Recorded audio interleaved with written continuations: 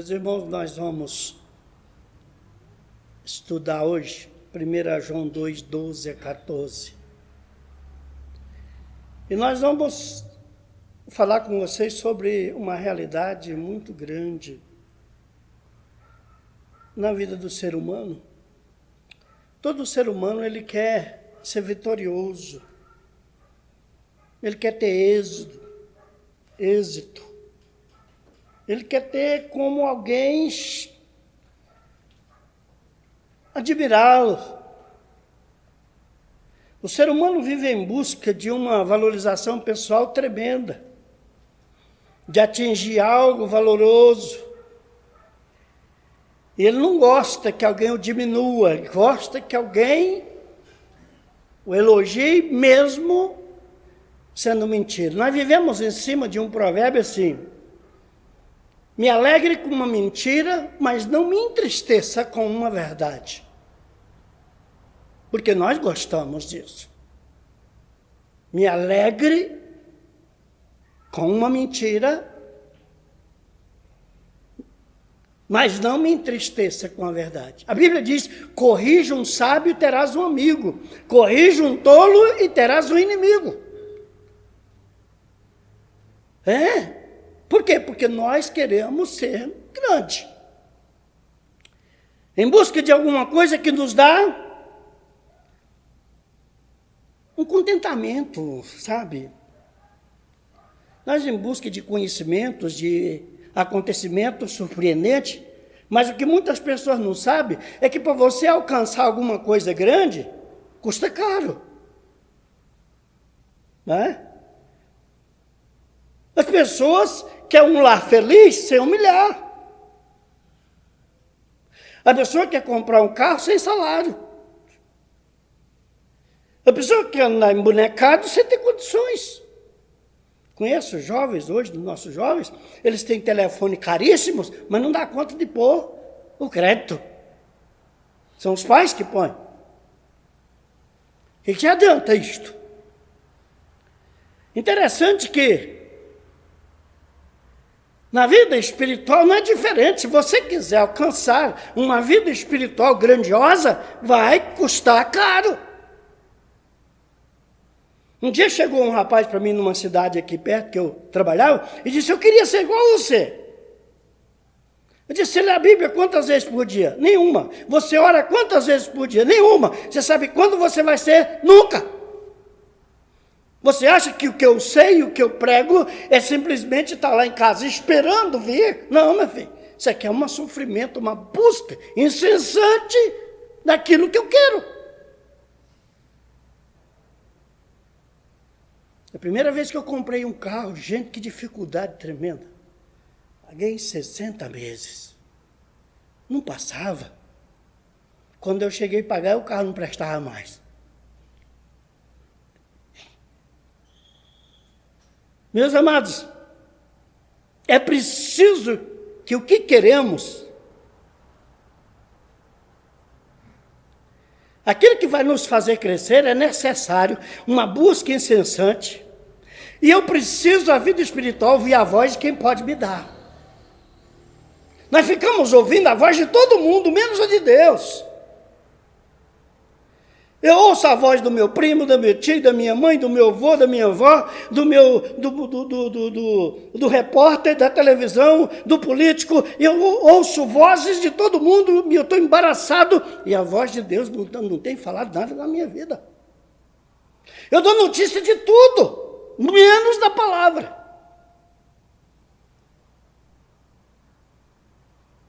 Esse dia eu fui no trabalho de uma irmã ali, mas é bom você conversar com pessoas que o tempo todo que você está, ele está dizendo de Bíblia, da fé, das provações, das superações. Então nós vamos falar sobre quem são os vencedores em Cristo Jesus. 1 João 3, 1 João 2, ele vai dar-nos uma noção do que nós temos aqui. Ele diz assim: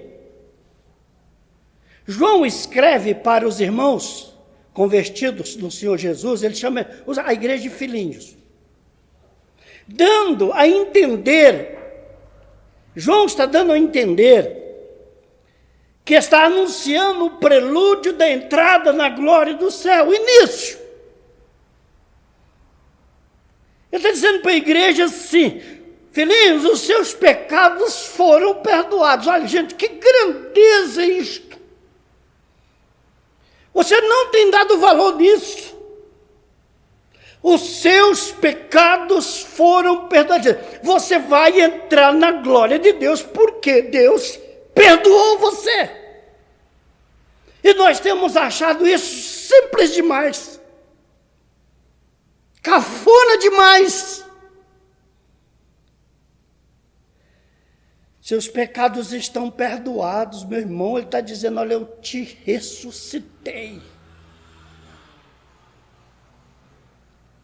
Uma confirmação de que a nossa vida, a nossa dívida com Deus foi cancelada.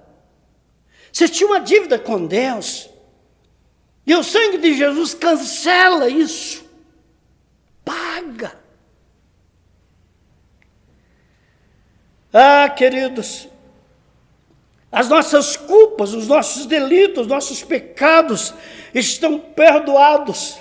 Fomos justificados. Não temos mais dívida alguma com Deus. E tudo que fizermos com Deus e para Deus não é por dívida, mas por gratidão.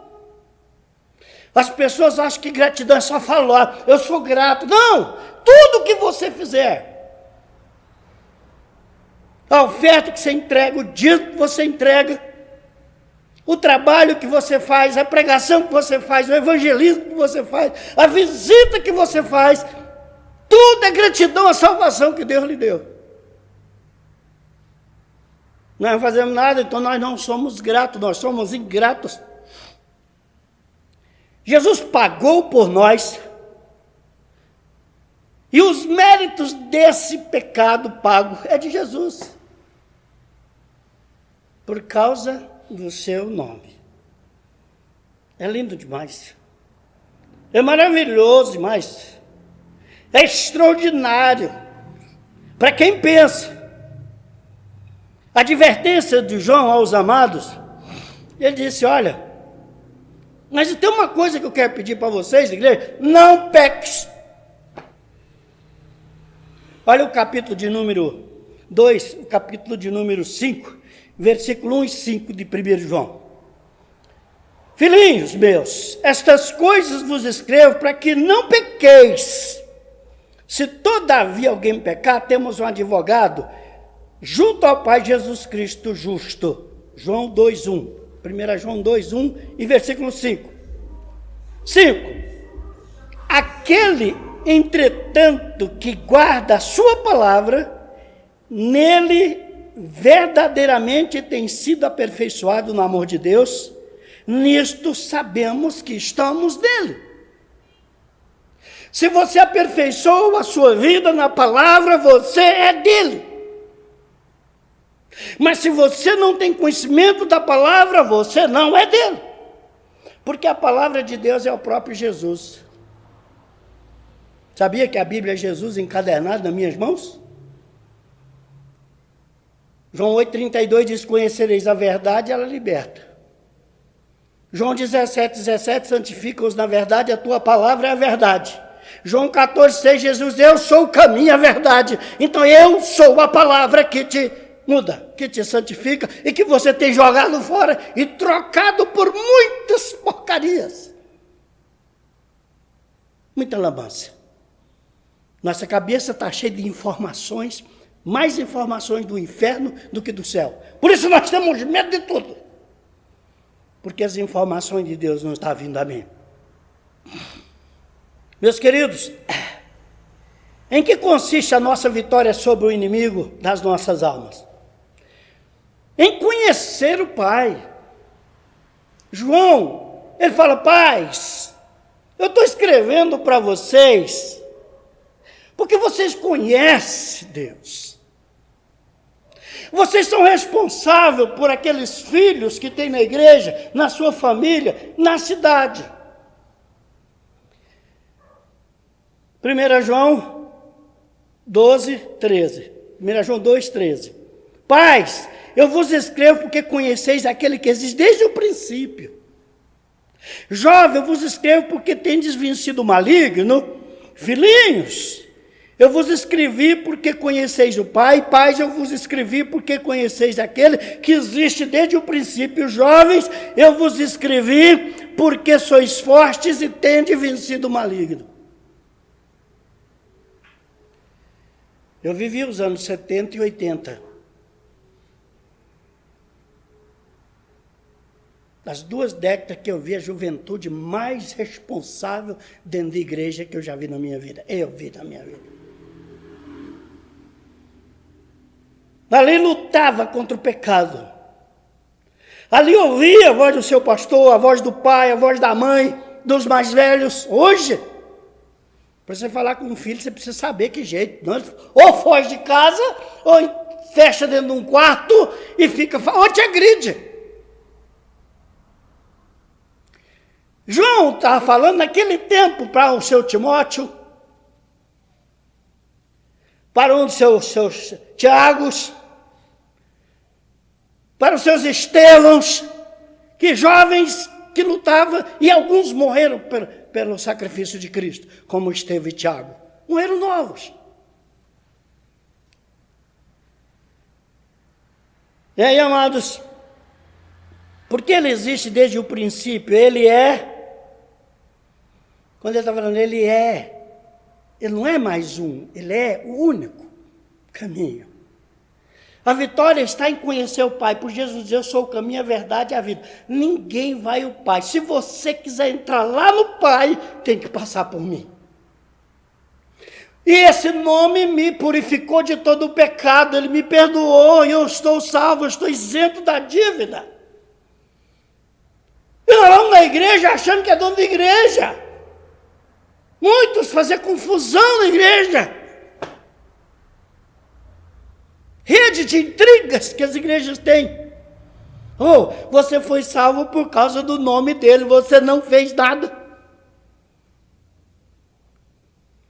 É lindo, é maravilhoso você descobrir essas coisas. Quando Jesus disse, João está dizendo, escreva aos jovens, vós sois fortes. O que é fortaleza?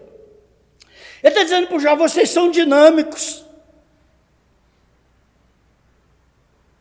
Vocês são dinâmicos. Vocês são vigorosos, inteligentes, capacitados, prontos para lutar, saudáveis. Vocês são espertos. Tem discernimento, eu estou escrevendo para vocês, porque você venceu o maligno. Com a sua sabedoria e discernimento, jovens de Deus, vocês vencem o maligno. Outro dia chegou um rapaz para mim falar sobre casamento misto. Eu disse, olha, não é bom nem você perguntar para mim, porque você não vai nem conversar comigo mais. Ah, porque eu estou com uma moça namorando há quantos anos, e ela não é da igreja, e o pastor meu disse que ela me chamou para me ser padrinho de um casamento de um menino, e o meu pastor disse que eu podia ir. A orientação de pegar a Meleque e misturar com o povo de Israel para fazer cerimônia religiosa. Aí eu perguntei se seu pastor já leu 2 Coríntios 6, 14, 7, até o capítulo 7, versículo 1. Então você vai lá e diz para ele, o que o senhor me fala disso aqui? Que ligação do crente com o incrédulo? Que ligação dos filhos de Deus com os filhos do diabo? Que ligação da luz com as trevas? Por isso, retira do meio deles e você vai ser seu pai e você vai ser meu filho. Do contrário, tu não é nada meu. Vai lá e mostra para o teu pastor. O teu pastor está querendo um membro de igreja e não um discípulo de Cristo. Me desculpa. Muito interessante. Quando Neemias chega em Jerusalém e fala, todo mundo está casado, misto aí, separa. Todo mundo. Porque vocês profanaram o nome de Deus. Você vai falar isso na igreja hoje? O jovem tem tanta fé que isso na igreja não tem moça, não tem rapaz. Daqui um dia estão desquitados, divorciados. Meus amados, 1 João 2,14, ele diz assim: filhinhos, eu vos escrevi. Eu vos escrevi porque conheceis o Pai. Pais, eu vos escrevi porque conheceis aquele que existe desde o princípio. Interessante quando o Senhor, Ele está dizendo para o jovem, você não é soberbo, você é humilde, você sabe lutar. A palavra está em vós, tende vencido o maligno pela palavra que está em você. Se você tiver sem a palavra, você vai ser vencido. Você vai ouvir qualquer voz e vai acompanhar. Qualquer voz que falar para você e você não ter substância na palavra, você vai acompanhar. Porque você não sabe discernir se é de Deus, se é do diabo. Você sabe que ovelha é complicado, ovelha. Ovelha não pensa muito, não. Ovelha não cura ovelha. Porque ovelha, ela não enxerga longe. Vamos supor que você vai contar um problema para uma ovelha. A ovelha que está contando o problema para outra, ela não sabe que aquela ovelha não vai saber discernir. E nem fazer a proporção do tamanho do mal que vai poder fazer na frente. Quando você procura uma pessoa experimentada, que ela sabe discernir, que esta conversa pode arrebentar lá na frente, ele ajuda as coisas ali serem enterradas ou solucionadas. Mas quando nós não sabemos, nós achamos que contar para o outro vai resolver, mas o outro lá não está preparado. Aí você vai ver o tamanho da miséria que nós causamos no corpo de Cristo. Porque a ovelha, ela não sabe discernir o tamanho do problema que ela vai arrumar se ela contar determinado problema para alguém. Ela nem orou para poder contar. E aí a outra ovelha despreparada vai só fazendo uma rede de intriga. Mas ele diz, jovem, eu escrevi porque sois fortes. Vocês vão vencer as dificuldades, vocês vão vencer o inimigo. Não, nós deixamos nos levar porque disse que disse.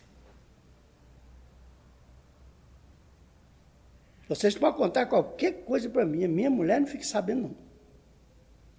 Porque eu como pastor, eu preciso saber o tamanho daquilo que vai causar lá na frente. Eu confio nela? Confio. Mas eu não preciso causar mais problema, tanto problema que todo mundo tem. Eu vou levar mais um. Mas nós temos uma vontade de falar por falta de sabedoria. Que classe de pessoa João dirigiu o seu prelúdio da glória? Nós vamos preparar aqui para ir para o céu. Já está perdoado dos seus pecados. Para os pais, para os jovens, para a igreja. Os adultos da igreja. Adultos novos, velho, não falou para criança. Você vê, João falou pais, filhinhos e jovens. Mas não falou para criança, porque essa criança é a responsabilidade do pai.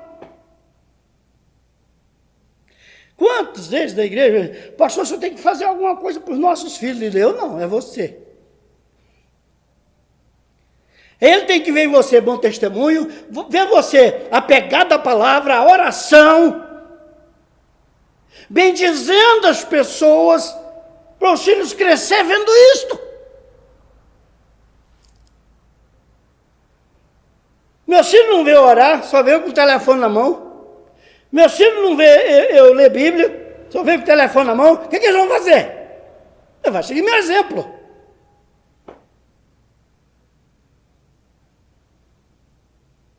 Se meus filhos não prestarem, não foi culpa minha, não. Porque eu dei exemplo. Os filhos não veem o pai orar, a mãe orar, ler Bíblia. Fico preocupado.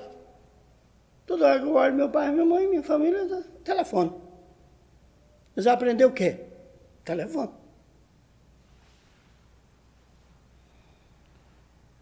Eles, pai, vos conheceis aquele que existe desde o princípio. Passa isso aí para os filhos. Aí nós falamos uma vez por dia, uma vez por semana. E achamos que tá bom. Meus queridos, 1 João 2,17 diz assim: ora, o mundo passa, vou ler 1 João 2,4, depois eu leio o 17. Aquele que diz que conhece, aquele que diz, eu conheço Deus e não guarda os seus mandamentos, é mentiroso. E nele não está a verdade. Se você fala que conhece Deus e não guarda a tua palavra, você é mentiroso. Eu sou mentiroso.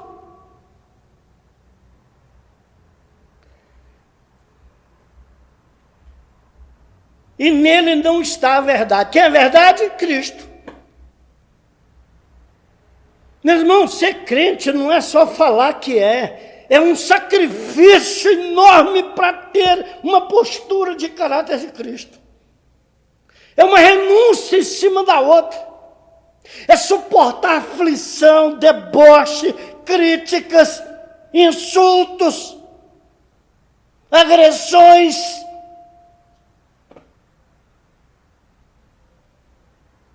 Isso é conhecer Cristo.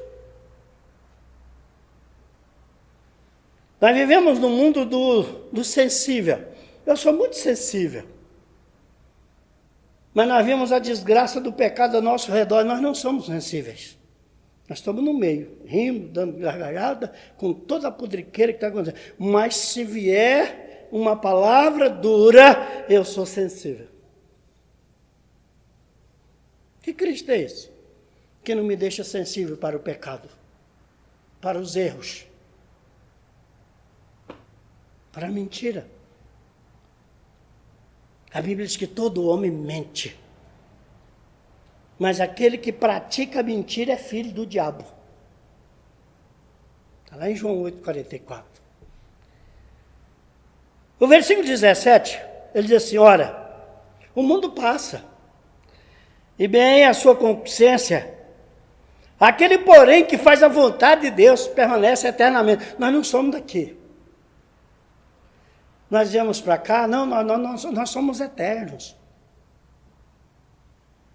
Quando Deus fez o homem e a mulher, ele disse, é meus iguais. Esses são eternos. Mas eu vou pôr um tropeço para que eles dependam de mim e eu possa salvá-los. Mas o corpo não vai para lá. Só vai aquilo que eu fiz de eternidade. Desce o corpo, fica o pó na terra e o espírito volta a Deus. É esse o espírito que nós temos que viver. Buscando agradar o Senhor para ir morar com Ele. Olha a glória de Deus. Paz, que coisa linda. Eu vos escrevo porque tende vencido o maligno. Meus irmãos, em nossos dias, temos visto o maligno engolir vivos nossos jovens e as nossas famílias.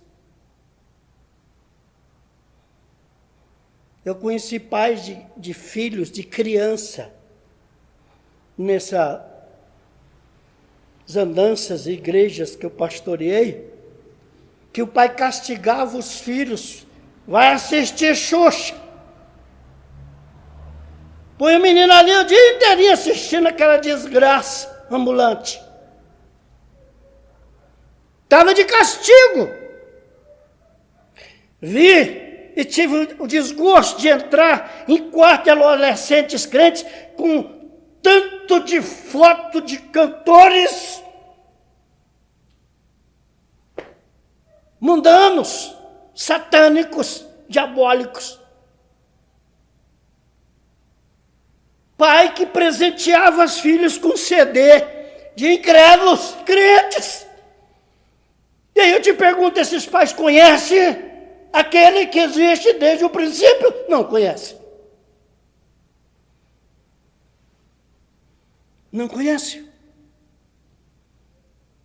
Como é que eu vou castigar um filho por ele assistir televisão? 5 horas da tarde. Que existe, eu não sei se existe, porque tem mais de 5 anos que eu não vejo Globo. Malhação. Aquela novela veio das profundezas do inferno para acabar com as nossas adolescentes. Veio das profundezas do inferno, do comunismo. Aquilo ali é um texto do comunismo dizendo: infiltra na cabeça dos hoje jovens a pornografia, o desrespeito, a desonra, o adultério, para que a sociedade seja exterminada.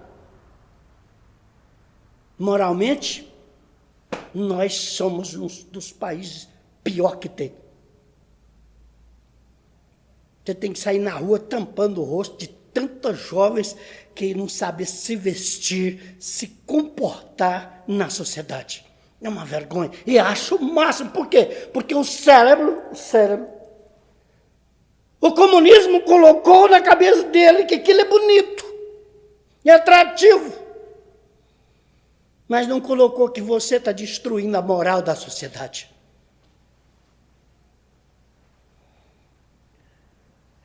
Jovens, porque tende vencido o maligno. Em nossos dias temos visto o maligno engolir nossa juventude. Nunca se viu tantos adultérios em relações promíscuas nas igrejas como no século XXI. Esse camarada está na igreja e está tendo relação sexual normalmente. Normalmente. Por falta de ensino da palavra. O que é que diz Paulo? O que é que diz o Senhor aos profetas em Ezequiel? Pais, você cuida dos meus filhos porque eu vou pegar os seus filhos. Você está cuidando dos meus filhos, pastor? E eu vou descontar nos seus. Se você pegar esse filho seu, você que tem filho, ele é do Senhor, não é? Olha o que você está ensinando para ele. Para o seu neto, para o vizinho. Nós vivemos na igreja que ninguém preocupa com ninguém. Ninguém preocupa com ninguém. A Bíblia diz que as mulheres mais velhas dê conselho para as mais novas. Porque elas não sabem nada, ela casou e não sabe nada. Não, se vira. Pensa como vocês casaram, a dificuldade de cuidar de um filho. E nós temos tantas pessoas experientes das igrejas que não dá um passo. E aí nós ficamos, será que conhece Jesus, meu Deus? Será que conhece Deus? É um Deus muito particular, individual. Esse aqui é egoisticamente meu.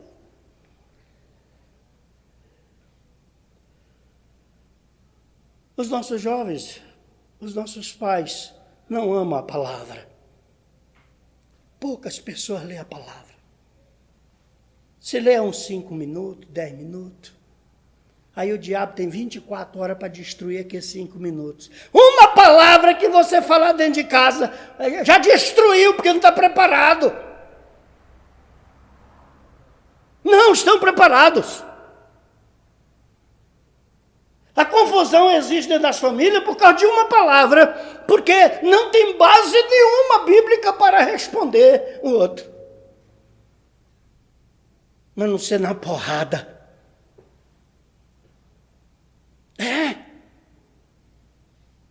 Não tem, porque não tem conhecimento bíblico. A oração é desse jeito, desse tamanho, que não tem argumento. As pessoas não sabem que precisa orar pelo país, pelo mundo, por todos. Não, ele chegou ali, falou um pouquinho da família, acabou.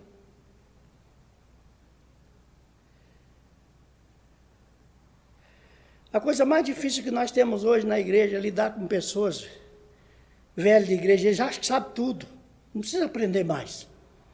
Você fala uma coisa, eles respondem 3, 4. Você manda uma mensagem, ele tem que retruncar a mensagem do outro. Porque ele sabe. Eu sou sabido, eu sou inteligente disso. E quando você retrunca o que ele está errado, ele quer provar que o errado é certo.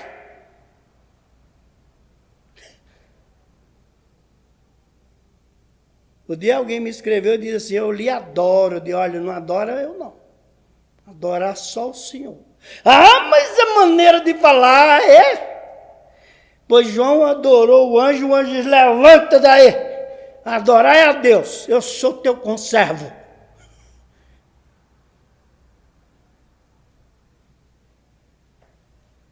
O Deus estava na reunião do concílio e um pastor pregando disse, eu acho. Eu, incomodado com aquilo, eu acho a dúvida.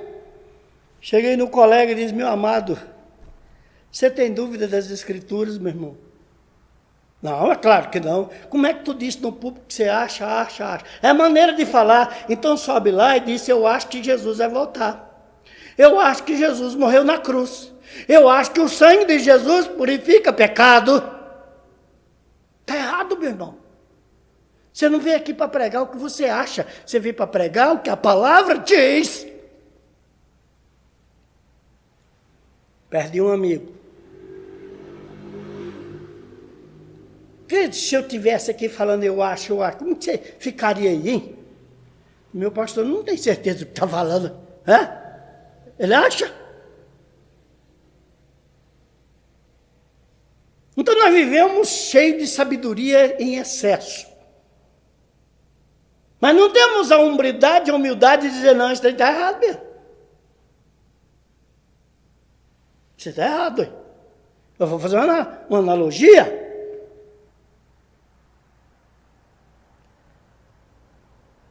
João disse aos jovens, porque ele via na juventude da época, não sei se ele escreveria isso aqui, para hoje, no século 21, em pleno 2021.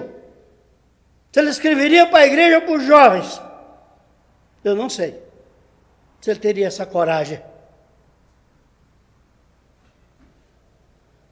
Porque você não vê um jovem evangelizar. Você não vê um jovem, muito pouquinho, na reunião de oração nas igrejas. Você não vê um jovem visitando ninguém. Você não vê um jovem orando com os enfermos. E ele disse, jovens, porque ele via no jovem da época uma força ímpar. Quando eles se convertiam, eles morriam por Cristo. Tiago foi um desses, decapitado, jovem. Estevão apedrejado em praça pública. E quantos outros que a Bíblia não diz?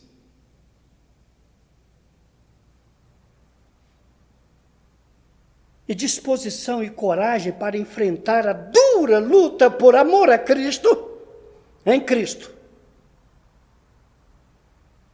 Aí Hebreus fala, você quer ser vitorioso? Hebreus 12, 14. Segui a paz com todos, e a santificação, sem a qual ninguém verá o Senhor.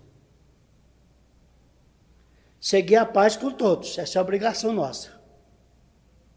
Aí diz, e a santificação, sem a qual ninguém verá o Senhor. Não vai nem ver. A santificação, ela expulsa o mundo daqui de dentro. A conversão nos tira do mundo e a santificação nos tira o mundo dentro de nós. Ele vai colocar os princípios de Deus aqui dentro, a fé, o amor, a constância, a responsabilidade. Meu Deus do céu, a igreja hoje, ela não quer ir para o céu, ela não quer se santificar, ela quer ser igualzinho ao mundo. Que Deus possa nos abençoar e nos conduzir a um evangelho cheio de poder e graça de Deus. Mas nunca é tarde, não, sai da escuridão.